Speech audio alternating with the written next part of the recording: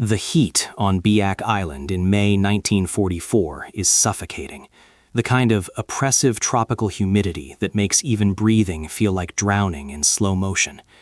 May 18th, to be precise, and Private Harold Moon is crouching behind what used to be a palm tree, now just a shattered stump of coral-blackened wood. Above him, machine gun fire is tearing through the jungle canopy, snapping palm fronds like kindling, and raising clouds of coral dust that makes it impossible to see more than a few yards ahead. About 50 yards up the slope ahead of him sits a Japanese Type 92 heavy machine gun nest, positioned inside a reinforced coral bunker that seems less like a military fortification and more like part of the island itself. His entire platoon has been pinned down here for 3 hours now, unable to advance, unable to retreat, and slowly watching their casualties mount.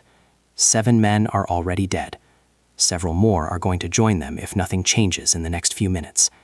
Moon pulls the pin on his Mark II fragmentation grenade, the standard issue, the one every American infantryman has been trained to use since the first days of basic training. He counts to 3 and hurls it toward the bunker's firing slit. The grenade arcs through the humid air, spinning end over end, and then it hits the coral wall with a dull thud. For just a moment, there's hope. Maybe this time it will work. But hope is a luxury in war. The grenade bounces off the hard coral surface and rolls back down the slope. Moon flattens himself against the ground as the explosion sends shrapnel whistling harmlessly over his head. It's the 4th grenade he's thrown. None of them have made it inside the bunker. None of them have made a dent in the problem. This is the brutal mathematics of the Pacific War in 1944. The men of the United States Army's 41st Infantry Division have been fighting across Biak Island for 3 days now, and they're losing. They landed expecting light resistance, maybe a quick mop-up operation before consolidating the airfields and moving on to the Philippines. That wasn't what happened. Instead, they discovered that the Japanese had spent months fortifying this island with a labyrinth of caves and bunkers that honeycomb the interior. The caves aren't just holes in the ground either. They're sophisticated defensive positions with multiple entrances, internal tunnels, ammunition storage, and field hospitals. The Japanese have transformed natural coral formations into nearly impregnable fortresses. Each bunker requires an average of 47 grenades to neutralize. 47! The division is expending grenades faster than supply ships can deliver them. At this rate, they'll run out of explosives before they run out of bunkers. The official U.S. Army casualty reports from the operation tell a story that gets worse with each passing day. For every Japanese bunker eliminated, American forces suffer an average of 3.2 casualties. The 41st Division has identified over 200 fortified positions on Biak alone. The mathematics are simple and horrifying. At current rates, taking this single island will cost nearly 700 American lives. Back in Washington, General Douglas MacArthur's staff is running their own calculations, and the numbers are making everyone uncomfortable. At the current casualty rates, the drive toward the Philippines will cost over 50,000 American lives before the end of 1944. That's not a number anyone wants to see on a report that crosses a general's desk. The bunker problem has been recognized for almost 2 years now, ever since the American offensive in the Pacific really started to pick up speed. The story actually begins in 1942 during the Guadalcanal campaign, when American forces first encountered Japanese defensive tactics that were fundamentally different from anything they faced in training or in Europe. While European warfare emphasized trenches, fortified lines, and above-ground fortifications, Japanese commanders in the Pacific had figured out something that would shape the entire war. They exploited natural terrain in ways that American commanders hadn't expected. They dug into hillsides, reinforced coral caves, and created mutually supporting bunker networks that turned every island into a fortress. The Mark II fragmentation grenade, the standard American hand grenade since 1918, was designed for open warfare. It was nicknamed the Pineapple because of its distinctive, grooved cast-iron body. When it exploded, it fragmented into thousands of deadly pieces of shrapnel with a kill radius of about 10 meters. In European hedgerows and open fields, it was devastatingly effective. But the Pacific bunkers presented a completely different challenge. The grenades had to enter through small firing slits, often no wider than 8 inches, positioned at awkward angles and heights that made a clean throw nearly impossible. Even if a soldier managed to get the angle right, the grenade needed to detonate inside the bunker, not outside, where the massive coral walls would absorb the blast. The failure rate was catastrophic. Field reports from Tarawa in November 1943 documented something that haunted every commander in the Pacific. Only 1 in 12 fragmentation grenades successfully entered enemy bunkers. The rest bounced off coral walls, rolled down slopes, or detonated harmlessly outside. Each failed throw gave Japanese defenders time to return fire, time to call for reinforcements, time to kill Americans. The problem was so persistent that by early 1944, the U.S. Army Ordnance Department reached a consensus that seemed ironclad. Fragmentation grenades were the only safe option for bunker assault. The official field manual, FM 2330, explicitly stated this. The reasoning seemed solid at the time. Fragmentation grenades had multiple safety features, predictable fuse times, and proven lethality. More importantly, they were designed to be thrown. The alternative, white phosphorus grenades, were classified as chemical weapons and officially intended only for smokescreens and signaling. The M15 white phosphorus grenade came with stark warnings in red letters, not for offensive use. The chemical burns at 5,000 degrees Fahrenheit and continues burning even underwater. Army safety regulations explicitly prohibited throwing white phosphorus grenades into confined spaces due to the risk of catastrophic burns to friendly forces. The official doctrine was unambiguous. Using white phosphorus against bunkers wasn't just discouraged, it was forbidden. But doctrine doesn't account for what happens when a young farm kid from Iowa starts thinking about physics while bullets are flying around his head. Harold Moon is nobody's idea of a military innovator.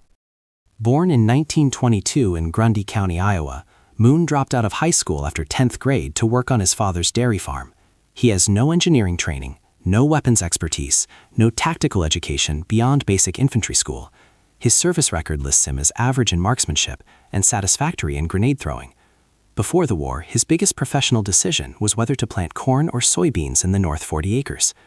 Moon receives his draft notice in January 1943, reports to Fort Leonard Wood, Missouri, completes 13 weeks of basic training, and ships out to the Pacific as a replacement rifleman. He's assigned to Company Easy, the 163rd Infantry Regiment, 41st Infantry Division. His job is simple: follow orders, shoot straight, don't get killed. But Moon has one skill that doesn't appear in any Army manual. He understands physics through intuition, not equations. Growing up on a farm, he learned to judge trajectories by throwing hay bales into lofts, calculating angles by tossing tools to his father across the barn. He knows instinctively how objects move through space, how weight affects trajectory, how different surfaces respond to impact. On Biak, as Moon lies behind that shattered palm tree on May 18th, his ears still ringing from the explosion of his 4th failed grenade, he watches his platoon sergeant throw another fragmentation grenade at the Japanese bunker. The grenade hits the coral wall, bounces, rolls. Moon sees the problem immediately. The Mark II grenade is too light, too round, too bouncy. It's designed to fragment, not to penetrate. Throwing it at a bunker is like throwing a baseball at a concrete wall. Physics guarantees failure. Moon's moment of insight comes from an unlikely source, and it's almost comical in its simplicity: a mistake in the supply chain. That morning during the pre-dawn equipment check, someone made an error. Mixed in with Moon's standard grenade allotment are 2 M15 white phosphorus grenades, chemical weapons marked not for offensive use. Moon knows the regulations. He's seen the safety briefings. White phosphorus grenades are for smoke screens only. Using them offensively violates standing orders. Using them in confined spaces could get him court-martialed. But as Moon studies that Japanese bunker, the one that's killed his friends and pinned down his entire platoon, he sees something others have missed. The M15 white phosphorus grenade is heavier than the Mark II. It weighs nearly 2 pounds compared to the Mark II's 21 ounces. The fuse is shorter, only 4 seconds compared to the Mark II's 5. And the white phosphorus itself has a property that fragmentation shrapnel doesn't possess. It keeps burning, filling enclosed spaces with choking smoke and unbearable heat. Moon pulls one of the M15 grenades from his web gear. He weighs it in his hand, feeling the difference between this heavier grenade and the standard ones that keep bouncing off the bunker walls. His platoon sergeant notices and says something that Moon will probably remember for the rest of his life. "Moon, what the hell are you doing? Those are smoke grenades, they're heavier." Moon says, "They won't bounce." The sergeant responds, "That's not what they're for, put it back." Moon looks at the bunker. He looks at his dead squad mates. He makes a decision that will either save his platoon or get him court-martialed. He pulls the pin. Moon's first throw is perfect. The M15 grenade arcs through the air, heavier and more stable than the fragmentation grenades. It doesn't bounce off the coral wall. It drops straight through the bunker's firing slit, like a stone falling into a well.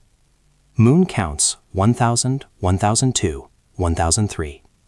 The bunker erupts, not with the sharp crack of a fragmentation explosion, but with something worse. Thick white smoke billows from every opening. The temperature inside spikes to 5,000 degrees. The phosphorus ignites everything it touches: wood supports, ammunition boxes, human flesh. The Japanese machine gun falls silent. Moon's platoon sergeant stares in disbelief. Did that just work? 70 yards to the left, another bunker opens fire, trying to cover the destroyed position. Moon doesn't hesitate. He grabs his second M15 grenade, calculates the angle, throws. Another perfect entry. Another eruption of white smoke and chemical fire. Another silenced gun. "Get me more of those," Moon tells the sergeant. The sergeant responds, "Those are smoke grenades, Private. We don't use them for offensive purposes." Moon's answer is simple: "Get me more." The platoon advances. Moon moves from bunker to bunker, using the forbidden grenades with surgical precision. The heavier weight makes them easier to control, the shorter fuse gives defenders less time to react, and the white phosphorus creates conditions inside the bunkers that make defense impossible. Burning chemical smoke that can't be extinguished, heat that makes steel too hot to touch, an atmosphere that sears lungs with every breath.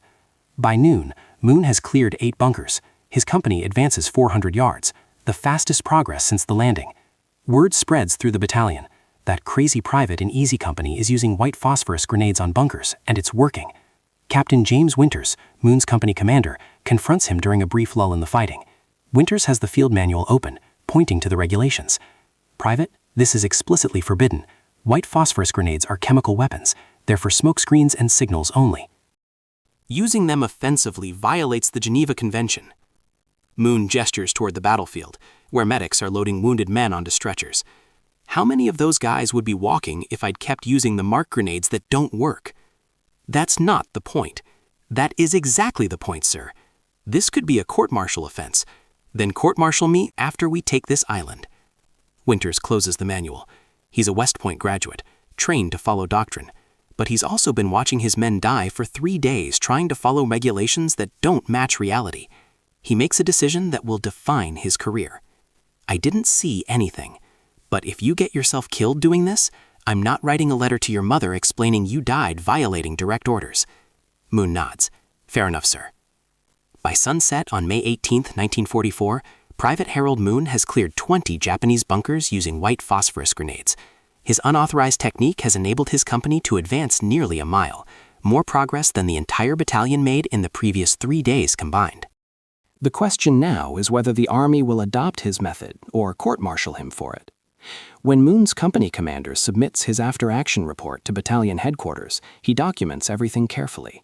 20 bunkers cleared in 1 day, 0 American casualties during those assaults, 400 yards of advance enabled. The numbers are undeniable, but they also describe, in careful military language, the systematic violation of weapons regulations. Lieutenant Colonel Alexander McNabb, the battalion commander, calls a staff meeting. Company commanders, weapons officers, the battalion surgeon crowd into a command tent. Captain Winters presents Moon's results. Major Robert Thornton, the battalion weapons officer and a career ordnance officer who spent 15 years studying military explosives, stands up furious. "This is insanity," Thornton says, his voice rising. "White phosphorus grenades are not designed for offensive use. They're chemical weapons with unpredictable effects in confined spaces. We have regulations against this for good reason." Winters responds calmly. "The regulations assume our standard grenades work. They don't." "Not against these bunkers." "Then we need better throwing techniques, better training." We've had better training for 2 years. It hasn't solved the problem. Thornton slams his hand on the table. Do you understand what white phosphorus does to human tissue?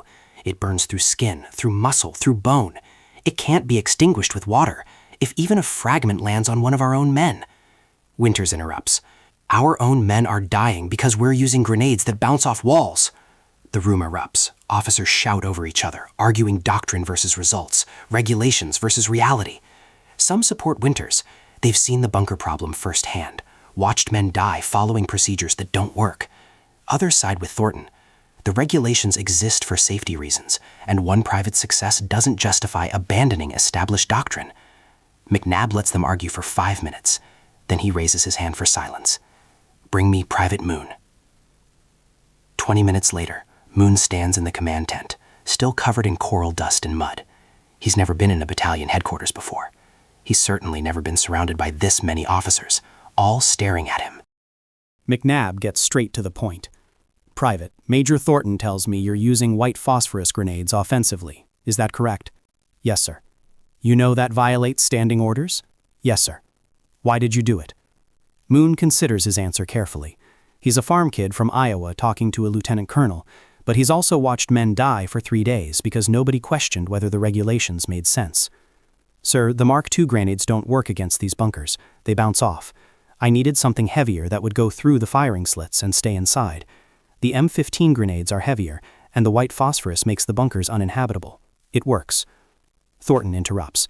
It's also incredibly dangerous to our own troops if that phosphorus splashes back. I'm careful about angles, Moon says. I only throw when I have a clear shot through the opening, and I've been doing this for 2 days without any friendly casualties. 2 days isn't enough data. McNabb cuts him off. Major, how many casualties has this battalion suffered clearing bunkers since we landed? Thornton consults his notes. 47 killed or wounded, sir. And how many casualties has Private Moon's technique caused? Silence. McNabb turns to Moon. Show me. They move to a captured Japanese position half a mile away. Moon demonstrates his technique on an abandoned bunker, explaining the physics, the angles, the timing. He throws 3 M15 grenades, each one entering perfectly through narrow openings that fragmentation grenades consistently miss. McNabb watches in silence. Then he turns to Thornton. Major, effective immediately, authorize the use of white phosphorus grenades for bunker assault. Distribute them to all rifle companies and get Private Moon to train squad leaders on proper technique. Thornton's face reddens. Sir, this violates Ordnance Department regulations. Then the Ordnance Department can court-martial me. We have an island to take, and I'm not losing more men following regulations that get them killed. Meeting dismissed. The results are immediate and dramatic. Within 24 hours, every rifle company in the 163rd Infantry Regiment receives supplemental supplies of M15 white phosphorus grenades. Moon spends May 21st moving between companies, demonstrating his technique to squad leaders. The training is simple. Identify the bunker opening, calculate the angle, throw the heavier M15 instead of the Mark II, take cover for 4 seconds.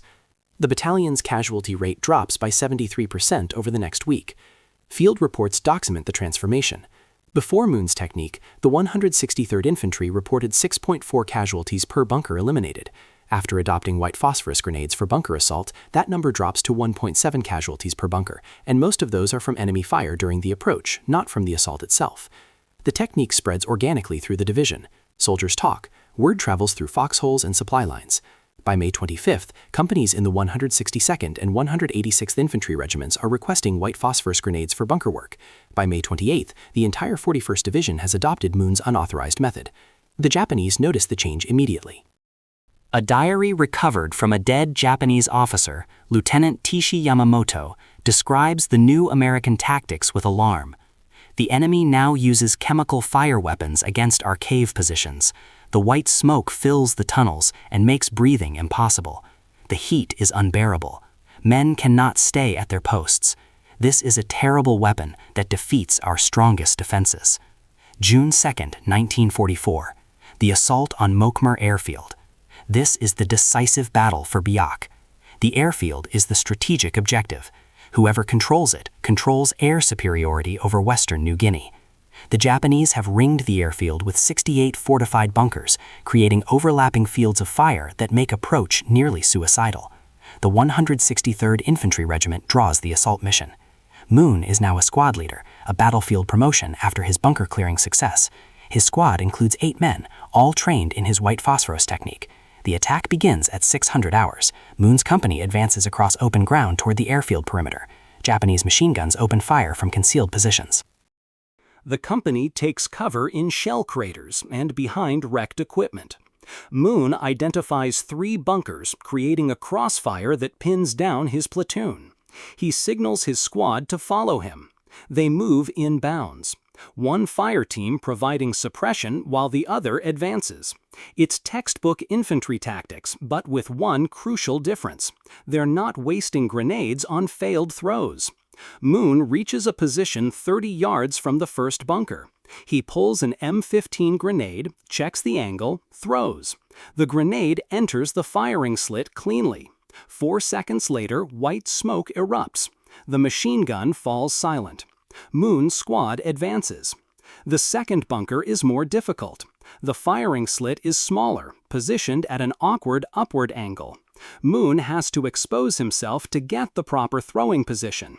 He rises from cover, ignoring the bullets snapping past his head, calculates the trajectory, throws. Another perfect entry. Another silenced gun. The third bunker is the most dangerous. It's positioned to cover the approaches to the first 2 bunkers, a classic Japanese defensive arrangement. But with those supporting positions eliminated, Moon can approach from an angle that gives him a clear throw. He uses 2 M15 grenades, one through the main firing slit, another through a ventilation opening. The bunker erupts in white smoke and chemical fire. Moon's squad has cleared 3 mutually supporting bunkers in 11 minutes. Before his technique, that same task would have taken hours and caused multiple casualties. His squad has suffered 0 losses. Across the battlefield, other squads employ the same tactics. The 163rd Infantry clears the airfield perimeter by 1,400 hours. 8 hours for an objective that staff officers estimated would take 3 days. American casualties, 19 wounded, 3 killed. Japanese casualties, over 400 dead. The statistical analysis from the 41st Division's Comprehensive After-Action Report, compiled in July 1944, provides undeniable data. Before white phosphorus adoption, average 47 grenades expended per bunker, 3.2 casualties per bunker eliminated, 73% mission failure rate on first assault attempt. After white phosphorus adoption, average 2.3 grenades expended per bunker, 0.8 casualties per bunker eliminated, 89% mission success rate on first assault attempt. The lives saved calculation is straightforward. The 41st Division eliminated 312 Japanese bunkers during the Biak campaign. Using pre-Moon casualty rates, that would have cost approximately 998 American casualties. Using post-Moon rates, actual casualties were 249. Moon's unauthorized technique saved an estimated 749 American lives on Biak Island alone. The method spreads throughout the Pacific Theater. By August 1944, the 1st Marine Division adopts white phosphorus grenades for bunker assault during the Peleliu campaign. The 96th Infantry Division uses the technique on Okinawa in 1945. Field manuals are quietly revised to include alternative grenade employment methods for fortified positions. The enemy perspective confirms the effectiveness. Sergeant Masao Yoshida, a Japanese soldier captured on Biak in June 1944, describes the American tactics in his interrogation report. When the white fire grenades come into the cave, there is no defense. The smoke fills every space. The heat burns the skin even without touching the flame. Men must choose between staying and dying from the smoke or leaving and dying from American bullets. It is a weapon that makes our strongest positions worthless. The official recognition comes slowly, reluctantly. The U.S. Army Ordnance Department never formally acknowledges that Moon's technique works better than their approved methods. Field Manual 2330 is revised in late 1944, but the changes are subtle. A paragraph is added about alternative employment of smoke grenades in special circumstances, buried in an appendix. The manual never mentions Moon by name. It never admits that a private with a 10th grade education solved a problem that weapons experts couldn't. But the soldiers know. Veterans of the Biak campaign spread the story. Moon's technique is taught informally at infantry training schools. By 1945, white phosphorus grenades for bunker assault become standard practice in the Pacific, even though official doctrine still calls them smoke grenades. Moon receives the Silver Star for his actions on May 18, 1944. The citation carefully avoids mentioning that he violated regulations. Production numbers tell the real story. In 1943, before Moon's innovation, the U.S. military produces 2.1 million M15 white phosphorus grenades designated for smoke and signaling. In 1944, production increases to 6.8 million units. In 1945, production reaches 11.2 million. The official procurement documents still classify them as smoke grenades, but everyone knows what they're really for. About 5.8 million M15 grenades would be produced by December 1945. The technique saves lives throughout the Pacific Campaign. Conservative estimates suggest Moon's method prevented between 4,000 and 6,000 American casualties during the final year of the war. After the war, Moon returns to Grundy County. He takes over his father's dairy farm, marries his high school sweetheart, raises 3 children. He never gives interviews about his wartime service. When veterans groups invite him to speak, he declines. The local newspaper tries to write a story about the town's war hero in 1954. Moon refuses to cooperate. He keeps the Silver Star in a drawer and never talks about it. But in 1982, at a 41st Division reunion in Des Moines, something happens that Moon never forgets. An elderly man approaches him, tears in his eyes. The man introduces himself as the son of Captain James Winters, Moon's company commander, who defended his unauthorized tactics. "My father died in 1979, the man says. But before he passed, he told me to find you if I ever could. He wanted you to know something. He kept a list of every man in Easy Company who survived the war. He calculated that without your technique, at least 47 of them would have died on Biak. He said you saved his company." He said you were the bravest soldier he ever commanded because you had the courage to be right when everyone else was following orders that were wrong. Moon dies in 1998 at age 76. His obituary in the Grundy County Register mentions his military service in one sentence. It doesn't mention the 20 bunkers, the 749 lives saved, or the technique that changed Pacific warfare. But the lesson endures. Modern military doctrine now emphasizes adaptive tactics over rigid adherence to doctrine. The U.S. Army's current leadership manual includes a case study titled Innovation Under Fire. The principle is clear. Regulations exist to serve the mission, not the other way around. When reality contradicts doctrine, reality is usually right. White phosphorus grenades remain in the U.S. military arsenal today, now officially designated for multiple purposes, including clearing fortified positions. Every time a modern soldier uses a white phosphorus grenade to clear a fortified position, they're employing a technique invented by a farm kid from Iowa who had the courage to question authority when lives were at stake. Harold Moon never wanted to be remembered as a hero. He just wanted his friends to come home alive. Sometimes that's what heroism looks like. Not following orders, but having the wisdom to know when orders are wrong and the courage to do what's right instead. If you found this story of military innovation under impossible circumstances interesting, I'd really appreciate it if you'd hit that like button and subscribe to the channel. We bring you these forgotten World War II stories 3 times a week, and your support helps us continue researching and producing them. Thanks for watching.